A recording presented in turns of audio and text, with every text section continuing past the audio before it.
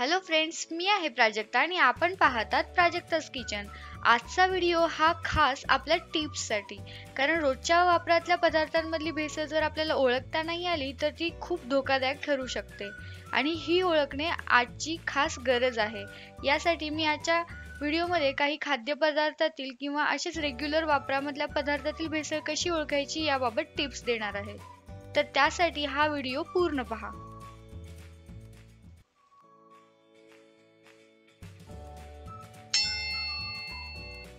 मध, ज्याला आपण एक आयुर्वेदिक पदार्थ म्हणून ओळखतो आणि तो बऱ्याच लोकांच्या जीवनात रेग्युलर वापरामध्ये असतो. या मधामध्ये कितपत भेसळ आहे हे ओळखणे खूप महत्त्वाचे आणि हे जर आपल्याला ओळखायचे असेल तर एक कापसाची वात त्यात भिजवून ठेवावी आणि ती पेटवून पाहावी. जर ती एकसलग पेटली तर ते शुद्ध मध आहे आणि जर ते भेसळयुक्त असेल तर ती वात तडतडते. त्याचप्रमाणे आपण एका काचेच्या ग्लासमध्ये पाणी घेऊन त्यात 1 चमचा मध टाकून बघू शकता. जर ते मध त्या पाण्यात विरघळले तर ते भेसळयुक्त मध आहे आणि जर ते मध पाण्यात न मिक्स होता एकत्र राहिले तर ते मध शुद्ध असते.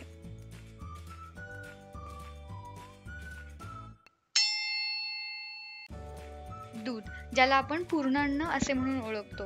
या दुधाच्या नावाखाली आजकाल खूप मोठ्या प्रमाणात भेसळ केली जात आहे आणि त्यापैकी एक म्हणजे सिंथेटिक मिल्क.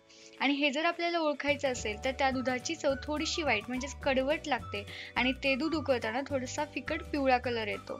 आजकाल दुधाचे पॅकेट ओपन करून त्यात पाण्याचीही भेसळ केली जाते. त्यामुळे आपण जर विकतचे पॅकेटमधले दूध घेत असाल तर त्याचे सील व्यवस्थित आहे की नाही हे चेक करून घेणे खूप गरजेचं आहे.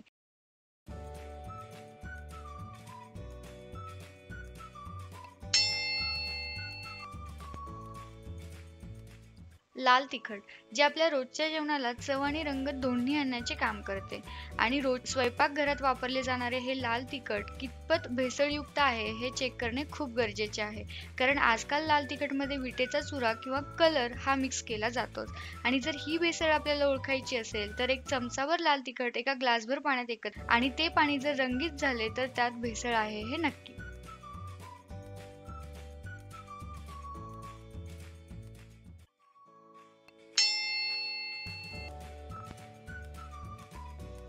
पनीर, व्हेजमधली जर कोणती लोकप्रिय भाजी असेल ती म्हणजे पनीरची भाजी. पण या पनीरमध्ये स्टार्च भेसळ असू शकते आणि जर ती आपल्याला भेसळ ओळखायची असेल तर पनीर घरी आणल्यानंतर त्याचा काही भाग कट करावा आणि तो पाण्यात उकळून घ्यावा आणि हे पाणी थंड झाल्यानंतर त्यात आयोडीनचे सोल्युशन टाकून चेक करावे.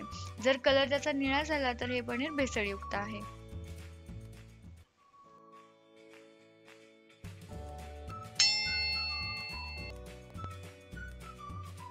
खोबरेल तेल, जे प्रत्येकाच्या घरी हे असतेच. या खोबरेल तेलामध्ये इतर तेल मिक्स करून ग्राहकाची मोठ्या प्रमाणात फसवणूक केली जाते आणि जर ही भेसळ आपल्याला ओळखायची असेल तर एक छोटी डबी घ्या, त्यात खोबरेल तेल घेऊन ते फ्रीजमध्ये स्टोअर करा. त्यातले गोठलेले असेल ते म्हणजे खोबरेल तेल आणि राहिलेली असेल ती म्हणजे भेसळ.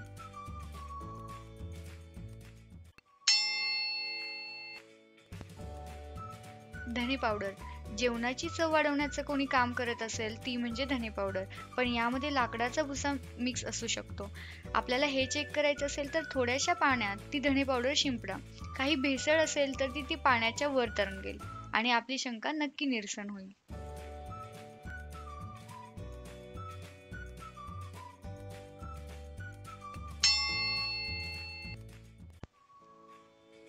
जिरे, जिऱ्याशिवाय कोणता पदार्थ करायचं म्हटलं तर ते खूपच कठीण. पण हा जिरा आजकाल या भेसळीच्या चक्रव्यूहात अडकला आहे आणि ही भेसळ जर आपल्याला ओळखायची असेल तर थोडे जिरे हातावर घ्या आणि ते चोळा. जर याचा कलर काळा पडला तर हे भेसळयुक्त नक्कीच आहेत.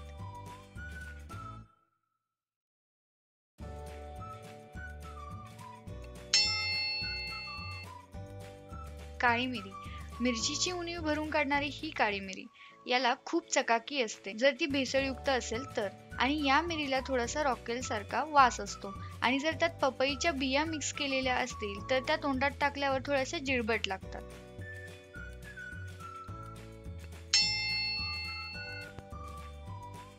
सफरचंद, ज्याला एक गुणकारी फळ म्हणून ओळखले जाते, पण आता ते तितकेच घातक ठरू शकते.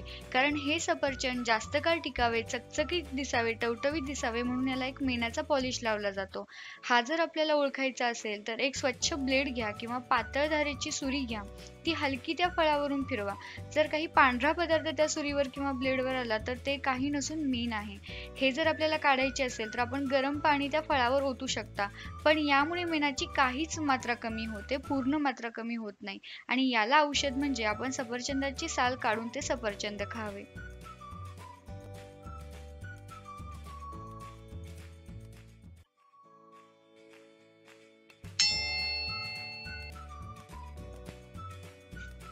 हळद, जिला आपण निर्जंतुकीकरणासाठी वापरतो, यामध्ये ही भेसळ आढळली जाते. ती म्हणजे मेटॅलिन येलो घटक. हा कलरसाठी वापरला जातो. म्हणून ही हळद तपासून घेणे खूप महत्त्वाचे, कारण मेटॅलिन येलो हा घटक कॅन्सरसाठी कारणीभूत ठरू शकतो. ही भेसळ जर आपल्याला ओळखायची असेल तर 5 थेंब हायड्रोक्लोरिन ॲसिड आणि 5 थेंब पाणी आपण हळदीमध्ये टाकू शकता. आणि हे मिश्रण तयार करून जर त्याला वांगी कलर आला तर ही हळद नक्कीच घातक ठरू शकते.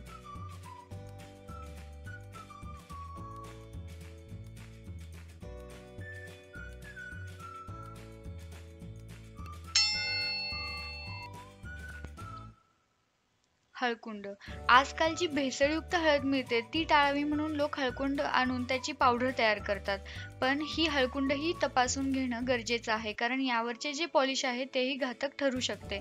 हे जर आपल्याला ओळखायचं असेल तर एक पांढरा शुभ्र कागद घ्या, त्यावर हे हळकुंड ठेवा आणि त्यावर पाणी शिंपडा. जर या हळकुंडाचा कलर गेला किंवा थोड्या प्रमाणात कमी झाला तर हे हळकुंड भेसळयुक्त म्हणजेच पॉलिश केलेले असू शकते.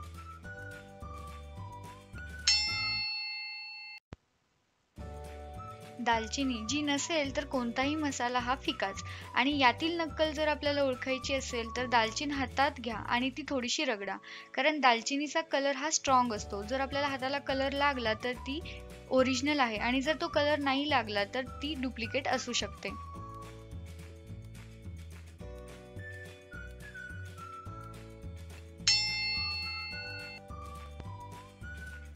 फ्रोझन मटर, जे आजकाल खूप प्रमाणात वापरले जातात, कारण हे स्वस्तही असतात आणि जास्त काळ आपण याला जतन करून ठेवू शकतो.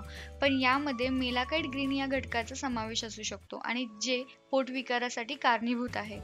जर आपल्याला हे ओळखायचं असेल तर आपण थोडे मटार अर्धा तास एका पाण्यात भिजत ठेवा. जर त्या पाण्यात हिरवा कलर पसरला तर समजा ही भेसळ नक्कीच आहे आणि ते खाण्यासाठी घातक ठरू शकतात.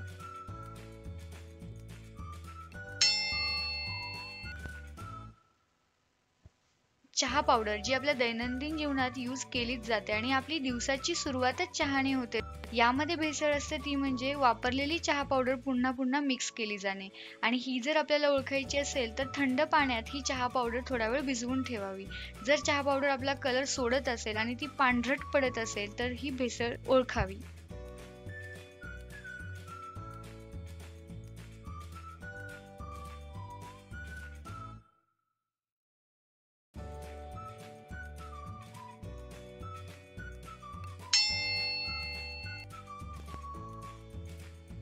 मोहरी, जी आपण प्रत्येक भाजीच्या फोडणीत यूज करतो, पण यामध्ये आर्जेमोनच्या बिया वजन वाढीसाठी टाकल्या जाऊ शकतात. आणि हे ओळखायचे झाले तर मोहरी दाबून बघावी.